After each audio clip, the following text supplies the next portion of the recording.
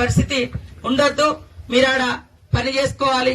Cement మన ఇసుక కూడా ఫ్రీగానే అందుబాటులో ఏమన్నా అవకాశం ఉంటే చూడండి.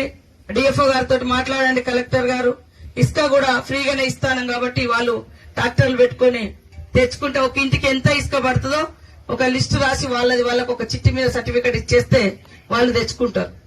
కాబట్టి మీరందరూ కూడా ఇల్లులు కట్టుకోవాలి, సంతోషంగా ఉండాలి, పిల్లలను చదివించుకోవాలి అనే ఉద్దేశంతో ఈ రోజు ప్రభుత్వం మరి పేదల కోసమే సంక్షేమ పథకాలు తీసుకురావడం జరుగుతా ఉంది. మరి ఇన్ని రోజులు మనం సన్న బియ్యం కొనుక్కోవాలంటే అందరికి పత్రాలు ఇవ్వడం జరుగుతుంది. ఇల్లు ఇవాళ రానటువంటి వాళ్ళు, రేపు రానటువంటి వాళ్ళు బాధపడకని చెప్పండి. అందరికి ఇచ్చే బాధ్యత మాది. ఈ మండలాల మీద కూడా మీ బాధ ఏంది, మీకు ఎట్లా వ్యవస్థ సరిగా వ్యవసాయాలు ఉండవు, పంటలు ఉండవు, ఇబ్బంది ఉంది కాబట్టి అది కూడా మాకు తెలుసు. తప్పకుండా ఎక్కువ ఇల్లులు కూడా పెడతా ఉన్నాం, ఎక్కువ మందికి వచ్చేటట్టుగా. మీరందరూ కూడా సంతోషంగా